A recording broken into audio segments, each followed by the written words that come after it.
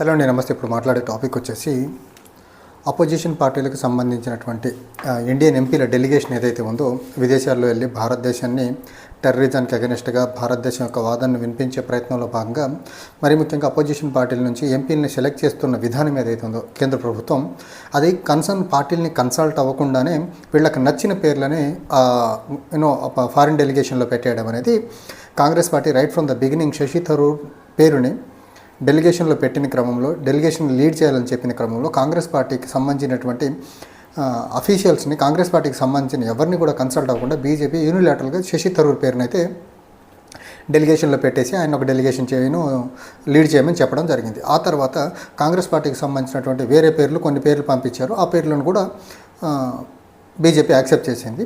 అయితే ఈ క్రమంలో కాంగ్రెస్ పార్టీ నుంచి శశి థరూర్ని చేసిన పద్ధతిలోనే టీఎంసీ నుంచి తర్వాత శివసేన ఉద్ధవ్ ఠాక్రే పార్టీ నుంచి కూడా టీఎంసీని కానీ ఉద్ధవ్ ఠాక్రే పార్టీని కానీ కన్సల్ట్ అవ్వకుండానే బీజేపీ వాళ్ళు ఎంపీల డెలిగేషన్లో కన్సర్న్ పార్టీలకు సంబంధించినటువంటి వాళ్ళకి నచ్చిన పేర్లని డెలిగేషన్లో పెట్టడం అయితే జరిగింది. ఈ క్రమంలో టీఎంసీ చాలా పెద్ద మొత్తంలో ప్రొటెస్ట్ చేయడం మొదలుపెట్టింది. అండ్ ఒకానొక స్టేజ్లో టీఎంసీకి సంబంధించినటువంటి మాజీ క్రికెటర్ యూసఫ్ పఠాన్ని ఫారిన్ ఎంపీల డెలిగేషన్లో మరి ముఖ్యంగా సౌత్ ఈస్ట్ ఏషియన్ కంట్రీస్కి వెళ్ళే దాంట్లో యూసఫ్ పఠాన్ అయితే ఇంకా పేరును అయితే పెట్టడం జరిగింది. ఈ క్రమంలో టీఎంసీ నుంచి వచ్చిన ఒత్తిడి దాని తోడు యూసఫ్ పఠాన్ వెళ్ళట్లేదు మా పార్టీ నుంచి అని చెప్పే క్రమంలో విధిలేని పరిస్థితిలో parliamentary affairs minister Kiran Rijiju Mamata Banerjee గారితో మాట్లాడిన తర్వాత diamond harbour MP Mamata Banerjee గారి మేనల్లుడు అభిషేక్ బెనర్జీని అయితే ఆ పర్టికులర్ ఎంపీల డెలిగేషన్లో అయితే పెట్టడం అయితే జరిగింది. తర్వాత అదేవిధంగా శివసేన ఉద్ధవ్ ఠాక్రేకి సంబంధించినటువంటి ఎంపీల విషయంలో కూడా ఇదే జరిగేసరికి విధిలేని పరిస్థితిలో శివసేన ఉద్ధవ్ ఠాక్రేకి సంబంధించిన ప్రెసిడెంట్ ఎవరైతే ఉన్నారో మహారాష్ట్ర మాజీ ముఖ్యమంత్రి ఉద్ధవ్ ఠాక్రే అతనితో కూడా కిరణ్ రిజిజు మాట్లాడి విధిలేని పరిస్థితుల్లో అక్కడ కూడా డెలిగేషన్లో ఉద్ధవ్ ఠాక్రే చెప్పిన పేరుని ఇన్కార్పొరేట్ చేయడం అయితే జరిగింది. అయితే ఈ క్రమంలో ఈ భయంకరంగా శివసేన ఉద్ధవ్ ఠాక్రే అంతకుముందు కాంగ్రెస్ పార్టీ ఉద్ధవ్ ఠాక్రే పార్టీ తర్వాత టీఎంసీల నుంచి వచ్చిన బ్యాక్లాష్ వల్ల బీజేపీ కొంచెం మెతక ధోరణి అనుసరించే ప్రయత్నం అయితే కనిపించింది. కన్సల్ట్ అయ్యి ఎంపీలని డెలిగేషన్లో పెట్టే ప్రయత్నం. కానీ పాకిస్తాన్కి సంబంధించినటువంటి పాకిస్తాన్ ప్రభుత్వం కూడా విదేశాలకు వెళ్ళి భారతదేశం పాకిస్తాన్ మీద చేస్తున్న ప్రోపగాండాని ఎక్స్పోజ్ చేసే ప్రయత్నంలో భాగంగా వాళ్ళు కూడా డెలిగేషన్ పంపే ప్రయత్నం చేస్తున్నారు. కానీ అక్కడ పాకిస్తానీ ప్రధానమంత్రి ముందు అపోజిషన్ పార్టీకి సంబంధించినటువంటి లీడర్ బిలావల్ భుట్టోతో మాట్లాడిన తర్వాతనే డెలిగేషన్ అనౌన్స్ చేశారు. అండ్ ఆ డెలిగేషన్ని బిలావల్ భుట్టో లీడ్ చేస్తారనేసి పాకిస్తాన్ ప్రధానమంత్రి అనౌన్స్ చేశాడు. ఎప్పుడు అనౌన్స్ చేశారు? బిలావల్ భుట్టోతో మాట్లాడిన తర్వాత అతన్ని కన్సల్ట్ తీసుకున్న తర్వాత చేశారు. కానీ భారతదేశంలో ఈ కన్సల్టేషన్ మెకానిజం అనేది కంప్లీట్గా చంపేశారు. నేను అర్లియర్ ఒక వీడియోలో చెప్పాను. నరేంద్ర మోదీ ప్రధానమంత్రి అయిన తర్వాత భారతదేశంలో కన్సల్టేషన్ మెకానిజాన్ని చంపేశాడు, డిసెంట్ని చంపేశాడు. భారతదేశంలో కన్సల్టేషన్ మెకానిజంలో భాగంగా అంతకుముందు group of ministers, empowered group of ministers, experts committees ఇలాంటివి చాలా కన్సల్టేషన్ మెకానిజంని అంతకుముందు డెమోక్రటిక్ సెటప్లో ఉండేవాళ్ళు.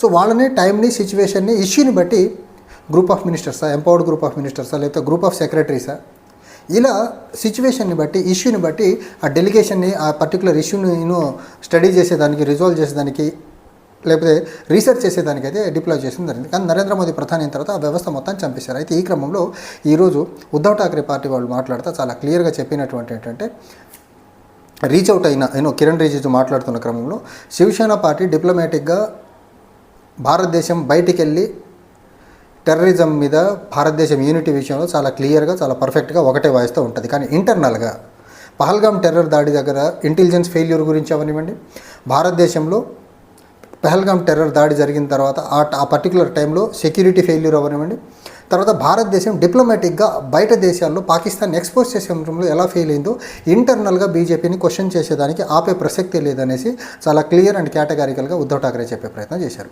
సిమిలర్లీ మమతా బెనర్జీ గారు కూడా ఇదే మాట చెప్పే పని చేశారు. మేము బయట దేశాలకు వెళ్ళి టెర్రరిజానికి అగెనిస్ట్గా మాట్లాడే క్రమంలో ఇండియా ఒకే వాయిస్తో ఉంటుంది.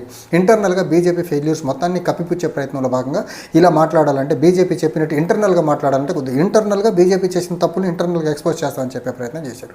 తర్వాత ఇంకొకటి ఉద్ధవ్ ఠాక్రే పార్టీకి సంబంధించినటువంటి ఉద్ధవ్ ఠాక్రే ఏమన్నారంటే ఇంటర్నల్గా దేశంలో ఆల్ పార్టీ మీటింగ్ని కన్వీన్ చేయాల్సిందే.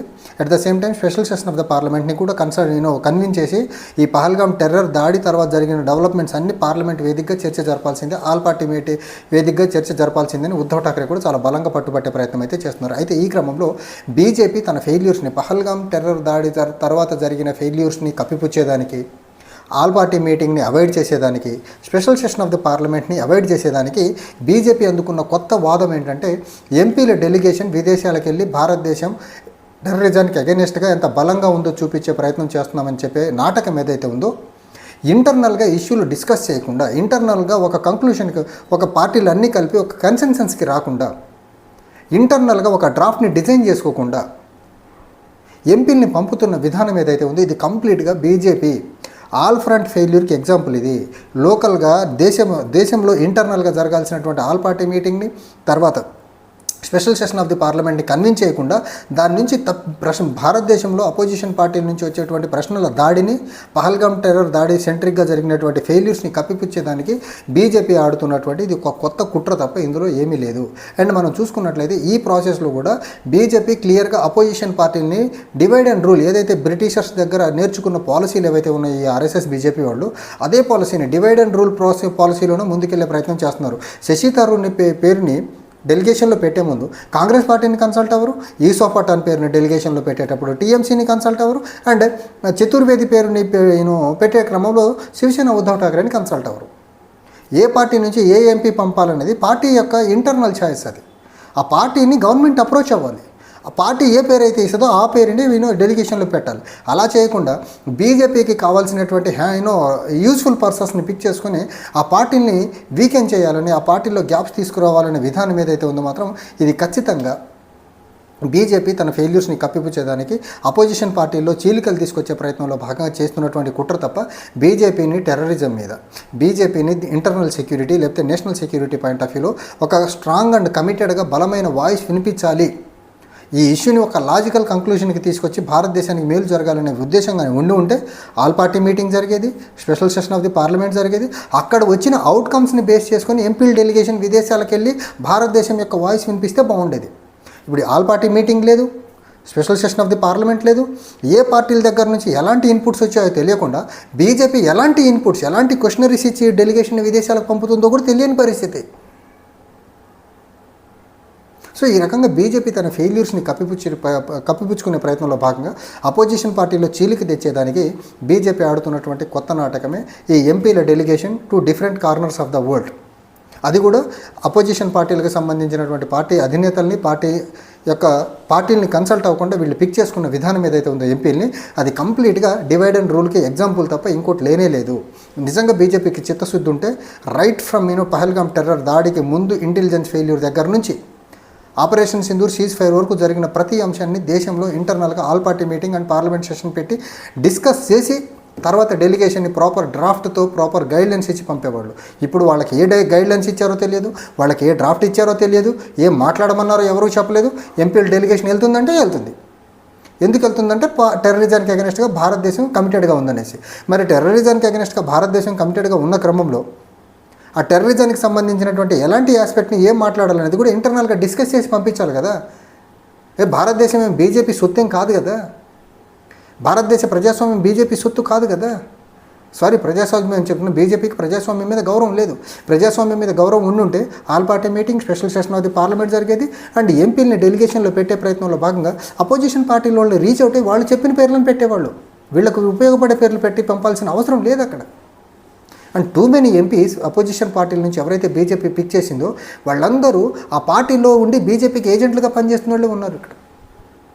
సో బీజేపీ చాలా పర్ఫెక్ట్గా వాళ్ళ ఫెయిల్యూర్స్ని కప్పిపుచ్చుకునే ప్రయత్నంలో భాగంగా రకరకాలుగా తప్పుడు అడుగులు వేస్తుంది, రకరకాలుగా డైవర్ట్ చేస్తుంది. కానీ ఇష్యూ ఎటు నుంచి ఎటు వచ్చినా పహల్గామ్ దగ్గరికి తీసుకొస్తున్నారు, సీజ్ ఫైర్ దగ్గరికి తీసుకొస్తున్నారు, డొనాల్డ్ ట్రంప్ ఇంటర్వెన్షన్ దగ్గరికి తీసుకొస్తున్నారు, థర్డ్ పార్టీ ఇన్వాల్వ్మెంట్ దగ్గరికి తీసుకొస్తున్నారు. సో ఈ అంశం చుట్టే జరుగుతుంది. బీజేపీ ఎంత డైవర్ట్ చేయాలని చేసినా అపోజిషన్ పార్టీలు ఈ బీజేపీ ఫెయిల్యూర్స్ని అంత ఈజీగా వదిలిపెట్టే ప్రసక్తి అయితే కనపడట్లేదు. దానికి బెస్ట్ ఎగ్జాంపులే ఈరోజు అపోజిషన్ పార్టీని అప్రోచ్ అయ్యి వాళ్ళు ఇచ్చిన నేమ్స్ని ఫైనల్గా ఇన్కార్పొరేట్ చేయాల్సిన అవసరం అయితే ఏర్పడింది బీజేపీకి. సో బీజేపీ తను చెప్పినట్టు తను ఆడుతున్న ఆట ఏదైతే ఉందో తను అనుకున్నట్లు అది జరిగేదానికి ఇంకా ఎక్కువ రోజులు బీజేపీ ఆటలు దేశంలో సాగవు. జరగవు అనే దానికి ఎగ్జాంపుల్ ఈరోజు బీజేపీ వెనక్కి తగ్గిన విధానం. Thank you.